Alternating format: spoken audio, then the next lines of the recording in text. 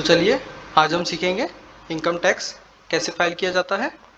Income tax file करने के लिए हमें टीन NSDL ई पेमेंट एंटर करना है। हमारे सामने पहली लिंक यहाँ पर आ रही है, हम उस लिंक पे क्लिक कर देंगे।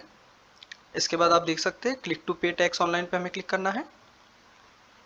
इनकम टैक्स फाइल करने के लिए हमें चालान 280 में एंटर करना होता है, जिसे नॉन TDS भी कहते हैं।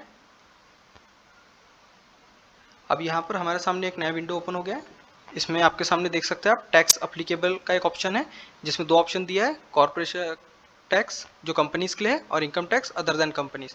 अगर मैं कोई एक कॉर्पोरेट कंपनी हूँ तो मैं फर्स्ट ऑप्शन पे क्लिक करूँगा, और अदर देन कंपनी हूँ तो मैं सेकेंड ऑप्शन पे क्लिक करूँगा। हम यहाँ पर अदर देन कंपनी है तो सेकेंड ऑप्शन पे क्लिक कर रहे हैं।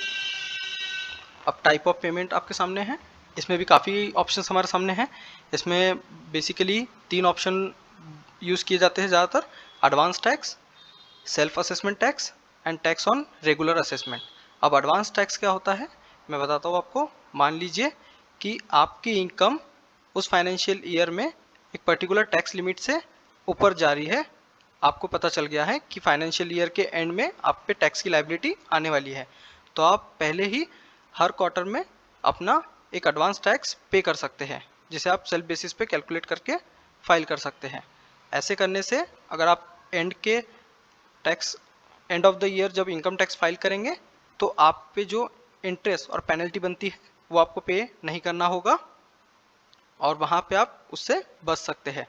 मान लीजिए अगर आपने एडवांस टैक्स अपनी टैक्स लायबिलिटी से कुछ ज़्यादा पे कर दिया है तो वो आपको रिफंड हो जाता है अलॉन्ग विद द इंटरेस्ट, जिस पे गवर्नमेंट आपको 6% का इंटरेस्ट भी देती है। इसके अदर देन होता है सेल्फ असेसमेंट टैक्स। जब भी मैं ITR फाइल कर रहा हूँ ऑन टाइम, उसी समय मैं टैक्स फाइलिंग के लिए प्रोसीड करूँगा, और यहाँ पर जो भी टैक्स की लायबिलिटी बन रही है वो पे कर दूंगा। इसमें इंटरेस्ट और पेनल्टी भी इंक्लूडेड होती है, बट वही अगर आप एडवांस टैक्स पे करते हैं तो उससे आप बच सकते हैं। इसके बाद थर्ड ऑप्शन होता है टैक्स ऑन रेगुलर असेसमेंट। मान लीजिए आपको असेसमेंट के रिगार्डिंग कोई डिमांड या नोटिस इशू हुआ है और वो आपको पे करना है, तो यहाँ पर हम थर्ड ऑप्शन को यूज़ करते हैं। अभी मैं यहाँ पर सेल्फ असेसमेंट टैक्स पे कर रहा हूँ तो मैं उस पर क्लिक कर लूँगा। अब मोड ऑफ पेमेंट आप देख सकते हैं कि यहाँ पर दो ऑप्शन है, एक है नेट बैंकिंग और एक है डेबिट कार्ड। नेट बैंकिंग मेरा अवेलेबल है इसलिए मैंने नेट बैंकिंग पे क्लिक किया है। अब यहाँ पर परमानेंट अकाउंट नंबर हमें मांग रहा है, मैं अपना पैन नंबर यहाँ पर एंटर करूँगा। आप अपना पैन नंबर यहाँ पर एंटर कीजिए।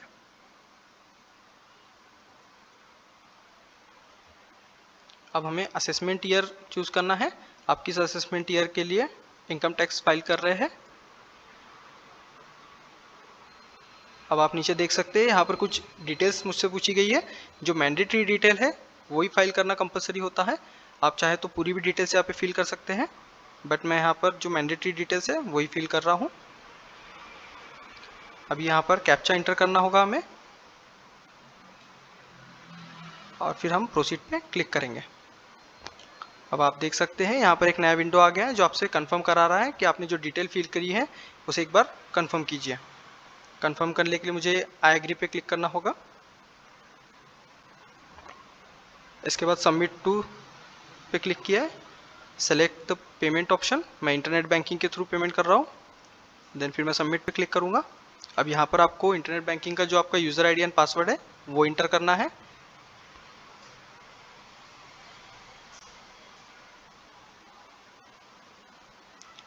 अब मैं लॉगिन पे क्लिक कर रहा हूँ। जैसे ही मैंने क्लिक किया तो यहाँ पर आपको टैक्स इंटर करना है, जो भी आपकी टैक्स की लायबिलिटी बन रही है और आपको पे करने को आ रहा है वो अमाउंट यहाँ पर आपको इंटर करनी है। फिर मैं कंफर्म पे क्लिक करूँगा। कंफर्म पे क्लिक करने के बाद मेरे मोबाइल नंबर पे एक सिक्योरिटी पासवर्ड जाएगा, वो मुझे यहाँ पर इंटर करना है। ऐसे ही आपके अकाउंट से लिंक मोबाइल नंबर पे एक सिक्योरिटी पासवर्ड होगा, वो आपको यहाँ इंटर करना है, देन कंफर्म पे क्लिक करना है। अभी आप देख सकते हैं आपका पेमेंट सक्सेसफुली हो गया है। आपको PDF डाउनलोड कर लेना है अपने रिकॉर्ड के लिए, आपके पास ये अवेलेबल होगा। तो आई होप आपको समझ आया होगा कि इनकम टैक्स के लिए पेमेंट कैसे किया जाता है। Thank you.